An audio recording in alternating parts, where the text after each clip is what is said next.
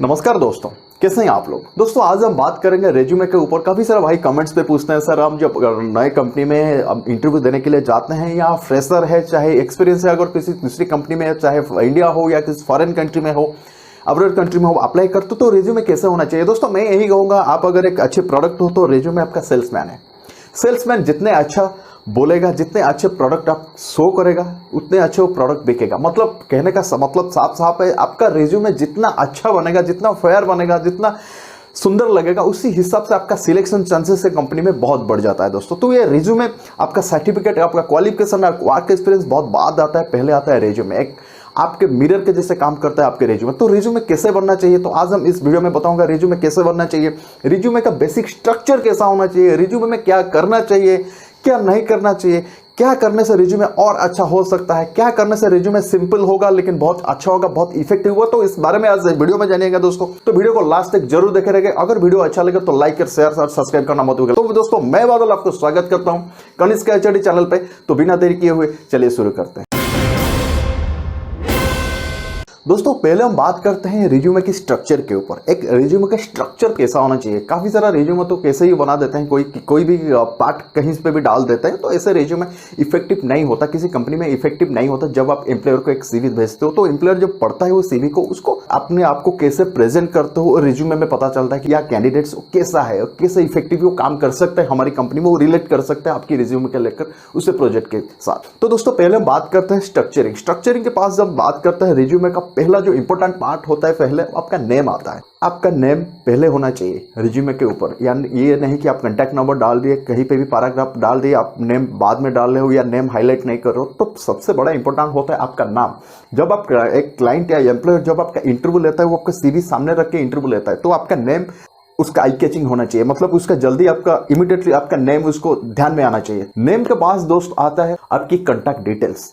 काफी सारे लोग, काफी सारे रिज्यूमे में देखा हूं मेरे पास, मैं 6 साल से रिक्रूटमेंट लाइन पे काम कर रहा हूं। मेरा 6 साल का एक्सपीरियंस है। काफी क्लाइंट के साथ में बैठ के रिक्रूट भी किया हूं किसी बहुत सारे कंपनी के लिए। तो मेरे तजुर्बे से, 6 साल के तजुर्बे से मैं बता रहा हूं, बहुत सारा सीवी में देखता हूं जो नेम के बाद कॉन्टैक्ट डिटेल्स आधा दे देते हैं। सपोज आपका होम का परमानेंट एड्रेस डाल देते हैं, पर्सनल डिटेल्स डाल देते हैं, ईमेल आईडी लिखना भूल जाता है, मोबाइल नंबर 9 डिजिट लिख देते हैं गलती से। तो ये गलती आप मत कीजिएगा। तो कॉन्टैक्ट डिटेल्स उसके वहां पे होना चाहिए, ईमेल आईडी, मोबाइल नंबर, ये कंपलसरी होना चाहिए। उसके बाद अभी क्या होता है, अभी के टाइम पे ज्यादातर वीडियो इंटरव्यू या वीडियो कॉन्फ्रेंस में इंटरव्यू लिया जाता है। तो अगर आपके पास कोई वीडियो कॉन्फ्रेंस या चाहे गूगल हो या स्काइप हो का कुछ आईडी है, तो वहां पे मेंशन कर दीजिए, ये एक प्लसमेंट बन जाता है। दोस्तों काफी सारा ये आप भी सहमत होंगे, कैरियर ऑब्जेक्टिव्स में जो पैराग्राफ लोग डालते हैं वो रट्टा मारते हैं, या किसी फॉर्म में वो किसी कंप्यूटर सेंटर में जाते हैं, इसके पास होता है वो फॉर्मेट होता है कैरियर ऑब्जेक्टिव्स, और नहीं देखता है, बस अपना रिज्यूम नाम भर दिया, पर्सनल डिटेल्स वगैरह, आपका क्वालिफिकेशन वगैरह डाल दिया, रिज्यूम में प्रिंट कर दिया, कंपनी को भेजता है। इसे गलती मत कीजिए। इस सबसे कैरियर ऑब्जेक्टिव बहुत कॉमन चीज है एंड बहुत इफेक्टिव चीज है। रिज्यूमे में बताऊंगा कैसे। देखिए, आप एक सपोज एक गाड़ी खरीदने जाते हो, सपोज आप एक रेसिंग बाइक चाहिए, तो आप कैसे पता लगा सकते हो कि वो गाड़ी बहुत जोर चलेगा, उसकी क्यूबिक कैपेसिटी के ऊपर या गाड़ी के सीसी के ऊपर। जितना सीसी होगा वो गाड़ी, उतना स्पीड से वो गाड़ी भागेगा, यानी कि वो गाड़ी उतना स्पीड गाड़ी चल सकता है। तो इसी हिसाब से आपका रिज्यूमे में आपका कैरियर ऑब्जेक्टिव ही आपका इंजन है, आपका पावर है। जितना अच्छा आप कैरियर ऑब्जेक्टिव को शो करोगे, उतना अच्छा आप दिखोगे। कैरियर ऑब्जेक्टिव में बहुत अच्छा चीज मैं बताना चाहूंगा। कैरियर ऑब्जेक्टिव में क्या क्या चीज मेंशन होना चाहिए एक पैराग्राफ में, या पैराग्राफ लिखे हुए बुलेटिन नंबर देके लिखो। कैरियर ऑब्जेक्टिव में आप जब लिख रहे हो, तो कैरियर ऑब्जेक्टिव में हु एम आई, आप क्या हो, आप क्या करना चाहते हो, आपके कैरियर में आपका गोल क्या है, आपका एक्सपीरियंस से आप एक कंपनी को कहां तक लेके जा सकते हो, वो सब चीज कैरियर ऑब्जेक्टिव में मेंशन होना चाहिए। जबकि 90% कैंडिडेट्स क्या करते हैं, नेट से कॉपी करके पेस्ट कर देते हैं, या फिर किसी फॉर्मेट से, बस वो कैरियर ऑब्जेक्टिव को देखते ही नहीं है क्या लिखा है उधर। अगर किसी क्लाइंट एक कैंडिडेट्स को पूछता है, कोई एम्प्लॉयर किसी एम्प्लॉय को पूछता है कैरियर ऑब्जेक्टिव्स क्या है आपका, वो मैं 1000% श्योर हूं 90% लोग नहीं बता पाते हैं मेरे कैरियर ऑब्जेक्टिव्स क्या है। हालांकि रट्टे ही मारते हैं, आई एम दैट, मुझे ये करना है, मैं यहाँ हूं, बट उनसे वो रिलेट नहीं कर पाते हैं, क्योंकि वो उनको खुद के एक्सपीरियंस से वो नहीं डालते हैं, वो सिर्फ कॉपी पेस्ट मारते हैं। जो रट्टा माइंड पे रखे हुए हैं, कॉपी रखे हुए हैं, उसको बस वो क्लाइंट के पास वो बोल देते हैं, जबकि क्लाइंट को भी पता है वो आप कॉपी पेस्ट ही क्यों। तो ये चीज़ हमेशा ध्यान रखना, कैरियर ऑब्जेक्टिव अपने वर्ड्स लिखना जो अपने आप से रिलेट करते हो, अपने एक्सपीरियंस से रिलेट करते हो। ये सबसे बड़ा एक रिज्यूमे का इंपॉर्टेंट पॉइंट है, आपका इंजन है। दोस्तों कैरियर ऑब्जेक्टिव के बाद बहुत सारे लोग कंफ्यूज हो जाते हैं, यहाँ पे हम क्या लिखें, एजुकेशनल क्वालिफिकेशन लिखेंगे या वर्क एक्सपीरियंस लिखेंगे। मैं यही पे आपको सजेस्ट करना चाहूंगा, अगर आप फ्रेशर हो, कोई बंदे के पास, कोई कैंडिडेट्स के पास या कोई एप्लीकेंट्स के पास उसका एक्सपीरियंस नहीं है, वो फ्रेशर है, फ्रेशर के लिए आप एकेडमिक क्वालिफिकेशन, आपका पर टेक्निकल क्वालिफिकेशन वहाँ पे मेंशन कर सकते हो ऑब्जेक्टिव के बाद। लेकिन अगर आप एक्सपीरियंस्ड हो, किसी प्रोफेशनल हो, आपका वर्क एक्सपीरियंस है, किसी दूसरे कंपनी का अप्लाई करने जा रहे हो, तो उस एम्प्लॉयर के लिए आपका एजुकेशनल क्वालिफिकेशन कोई मायने नहीं रखता है, वो सिर्फ आपका एजुकेशन बस उसके लिए एक हिस्ट्री है। आप पहले वर्क एक्सपीरियंस डालो। एक एम्प्लॉयर के पास 1000 नंबर्स ऑफ सीवी जाके पड़ा हुआ होता है, एक दो पोजीशंस के लिए हजारों लोग का सीवी आके पड़ा हुआ होता है। इतने टाइम उसके पास नहीं है, आपका एजुकेशन क्वालिफिकेशन से आपका कोई उसके पास इतना टाइम नहीं होता है, उसको आप एजुकेशनल क्वालिफिकेशन क्या, आप कितना परसेंटेज ऑफ मार्क्स से पास हुए हो, कहाँ कौन से यूनिवर्सिटी में पढ़े हो, कौन सा स्कूल पे आप पास आउट किए, उसमें उसका कोई मतलब नहीं है। उसका मतलब सिर्फ जल्दी आपको कैसा इंटरव्यू लेना है। दूसरी, इफेक्टिव कैंडिडेट शॉर्ट पीरियड में उसको ढूंढना है। इफेक्टिव पीरियड कैसे आएगा, एग्जैक्टली आप जब रिज्यूम राइट करते हो तो इमीडिएटली इंस्टेंट उसको दिखना चाहिए, बुलेट इंस्टेंट आपका दिखना चाहिए आपका वर्क एक्सपीरियंस, आपका नॉलेज कितना है।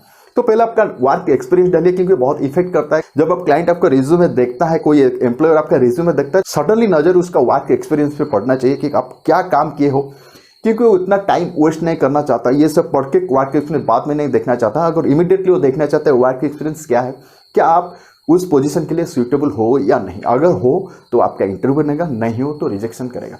तो वर्क एक्सपीरियंस बहुत इंपॉर्टेंट है। अगर आप एक्सपीरियंस हो फ्रेशर के लिए तो एकेडमिक मेंशन करना। दोस्तों वर्क एक्सपीरियंस के बाद एक जरूर मेंशन करना, आप सपोज एक इंजीनियर हो या एमबीए किए हो या होटल मैनेजमेंट के स्टूडेंट हो, अगर आप इंटर्नशिप किए हो या किसी प्रोजेक्ट किए हो तो कम से कम वो मेंशन, वर्क एक्सपीरियंस के बाद कम से कम वो पार्ट जरूर मेंशन कीजिएगा। आपके प्रोजेक्ट के तहत एक प्रोजेक्ट का एक कलम जरूर मेंशन कीजिएगा, आप क्या क्या काम किए हो। अगर आप इंजीनियर्स हो, एमबीए किए हो, या क्या क्या इंटर्नशिप किए हो, क्या क्या आईटी ट्रेनिंग से, अगर होटल मैनेजमेंट स्टूडेंट हो या अगर आईटी किए हो, इंडस्ट्रियल ट्रेनिंग की हो तो मेंशन करो क्या क्या, कौन से होटल में आप आईटी किए हो, कौन से कंपनी में आप इंटर्नशिप किए हो, कौन से प्रोजेक्ट आप हैंडल किए हो। तो ये क्या होता है, एक मूवी का ट्रेलर जैसे होता है। एक मूवी कैसे देखते हैं यार, कोई एक ट्रेलर अच्छा हो तभी हम मूवी देखने के लिए आगे जाते हैं, अगर ट्रेलर ही खराब हो तो हम मूवी देखने के लिए नहीं जाते हैं। तो एक वो जो प्रोजेक्ट है तो आपकी कैरियर की ट्रेलर है, क्लाइंट उसी से ही रिलेट कर पाएगा आपकी पोजीशंस को लेकर उस जॉब से। ये बहुत इंपॉर्टेंट चीज है, अगर आप किए हो तो जरूर मेंशन कर। उसके बाद आता है अवार्ड्स।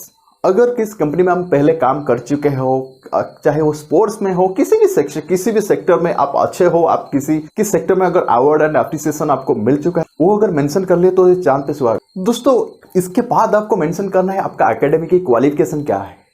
बहुत सारे भाई बोलेंगे क्वालिफिकेशन हम पहले मेंशन करते हैं, ये अपनी अपनी सोच है, लेकिन मेरे एक्सपीरियंस से मैं बता रहा हूँ। क्योंकि एक क्लाइंट जब इंटरव्यू लेने के लिए आता है, या क्लाइंट ऑनलाइन भी चाहे कि इंटरव्यू ले रहे हो, तो उसके पास इतना टाइम नहीं रहता है रिज्यूमे के इतना 2 पेज 3 पेज 4 पेज पढ़ने के लिए, राइट।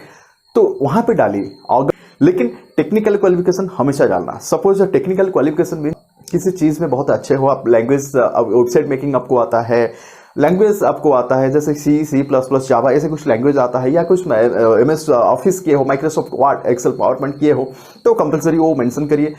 विद एकेडमिक, नीचे एकेडमिक की क्वालिफिकेशन के साथ उसको मेंशन करिए। एकेडमिक की क्वालिफिकेशन आप मेंशन कर लिए, उसके बाद टेक्निकल क्वालिफिकेशन, टेक्निकल स्किल्स जरूर मेंशन करिए। ये बहुत अच्छी बात होता है, ये एक्स्ट्रा पावर देता है आपकी रिज्यूम। तो दोस्तों उसके बाद आप मेंशन करिए लास्ट में, सबसे लास्ट, पर्सनल डिटेल्स।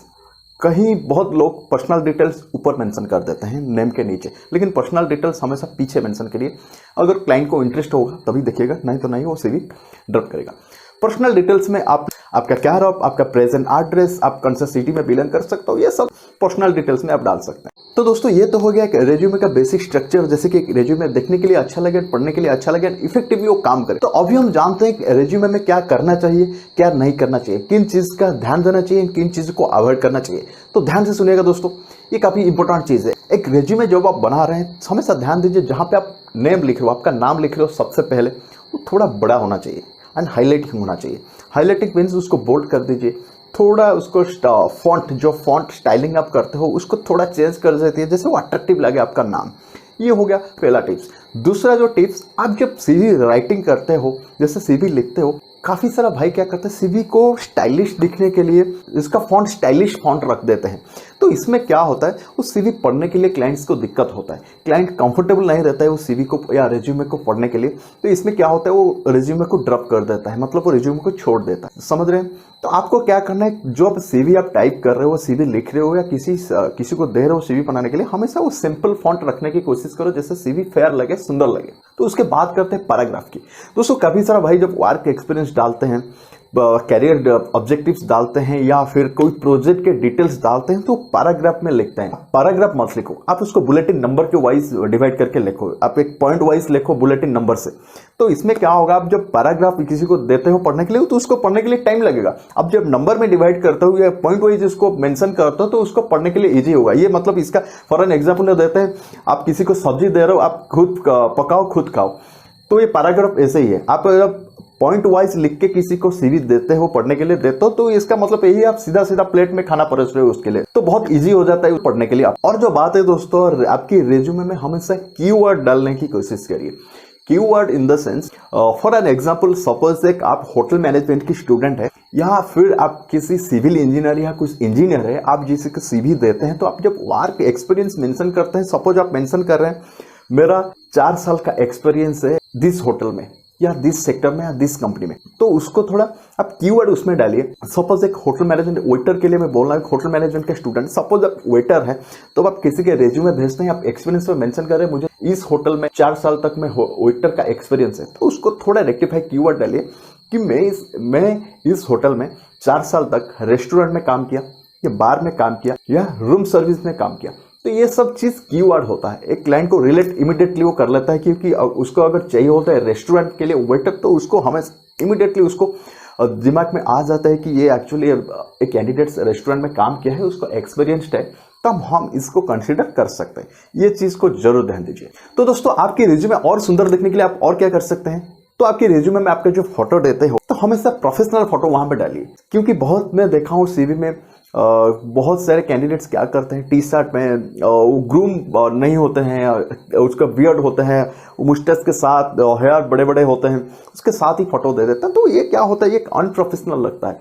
प्रोफेशनल हमेशा ग्रूम के साथ आप जो फोटो दे रहे हो रेज्यूमे, हमसे ग्रूम्ड होना चाहिए, वो फोटो में आप ग्रूम लिखना चाहिए। तो ये चीज़ हमेशा ध्यान दीजिए। तो दोस्तों अब हम बात करेंगे कि रेज्यूमे में क्या नहीं करना चाहिए, किन चीज़ का अवॉइड करना चाहिए। तो पहले मैं बात करता हूँ रेज्यूमे का फॉन्ट के ऊपर। आप जब रेज्यूमे राइट करते हो, जब आप फॉन्ट लिखते हो, जो स्टाइल ऑफ लेटर होता है, उसको जब लिखते हो हमेशा सिंपल फॉर्मेट पे रखो, सिंपल फॉन्ट पे रखो, क्योंकि जब कोई एम्प्लॉयर आपका रेज्यूमे पढ़ेगा तो उसको पढ़ने के लिए ईजी हो। दूसरा जो पॉइंट दोस्तों बन के आता है, आप जब रेज्यूमे लिखते हो हमेशा कोशिश करो 2 पेज के अंदर वो रेज्यूमे मेंशन हो जाए, आपका डिटेल्स तो 2 पेज के अंदर हो जाए। 2 से 3-4 पेज का रेज्यूमे कोई इंटरेस्ट नहीं लेता है पढ़ने के लिए, इतना बड़ा रेज्यूमे कोई नहीं पढ़ता है। तो आप हमेशा कोशिश करो, हमेशा शॉर्ट की का यूज करो, जो इंपॉर्टेंट पॉइंट है वही हमेशा सीवी में डालिए। जैसे इंपॉर्टेंट पॉइंट्स में क्या है, जैसे कि आपका कोई टेक्निकल स्किल्स है जिसमें वो टैली है, MS वर्ड है, बहुत सारे कमेंट्स लोग उसको डालते हैं। आपका एक्स्ट्रा क्या है, एक्स्ट्रा मतलब आप जैसे लैंग्वेज पता है, वेबसाइट डिजाइनिंग आता है, सोशल मीडिया मार्केटिंग आता है, ये क्या होता है, एक बहुत अच्छा टेक्निकल नॉलेज है जो कि अभी के टाइम के वो बहुत इफेक्ट करेगा, एक कंपनी को बहुत इफेक्टिवली वो कंपनी के साथ आप काम कर पाएंगे, या इफेक्टिवली वो प्रोजेक्ट के लिए वो जरूरी है। ये सब चीज़ें, वो सब चीज़ को डालिए, कॉमन चीज़ मत डालिए जो कि हमेशा सब डालते हैं, और यूनिक जैसे आप यूनिक लिख सकते हो। और दोस्तों सबसे इंपॉर्टेंट चीज़ एंड लास्ट चीज़ जो है, सीवी में कभी झूठ मत बोलिए। जरूर मैं बहुत देखा हूँ, मुझे ये आता है, मुझे वो आता है, मुझे इतना साल का एक्सपीरियंस है, मैं ये चीज़ में काम किया हूँ, वो सब मत मेंशन करिए। जो आपका प्रैक्टिकल नॉलेज है, जिसमें आप माहिर हो, उसी चीज़ का हमेशा मेंशन करिए। नेट से कॉपी पेस्ट मत कीजिए, चाहे वो कैरियर ऑब्जेक्टिव हो, चाहे वो वर्क एक्सपीरियंस हो, चाहे वो आपका प्रोजेक्ट का डिटेल्स हो, कभी भी रट्टा मत मारिए। अगर एम्प्लॉयर आपको पूछ लेता है और अगर आप उस चीज़ का जवाब नहीं दे पाए, यू विल बी फायर्ड। आपको कभी सिलेक्शन नहीं होगा या कभी आपको सिलेक्शन नहीं मिलेगा, कभी भी जॉब नहीं मिलेगा उस कंपनी में। ध्यान दीजिए, जितना आपको आता है उतना अच्छे तरीके से लिखिए। तो दोस्तों यही था कुछ इंपॉर्टेंट टिप्स आपके लिए, जो काफ़ी दिनों से मेरे को पूछ रहे हैं। तो अगर वीडियो अच्छा लगे, कुछ सीखने के लिए मिल रहा है, तो दोस्तों सब्सक्राइब और लाइक एंड शेयर करना मत भूलिए, ताकि दूसरों का भी हेल्प हो जाए। तो दोस्तों आज के लिए इतना ही, जल्दी मिलते हैं कुछ नए टॉपिक के साथ। तब तक के लिए थैंक यू, जय हिंद, वंदे मातरम।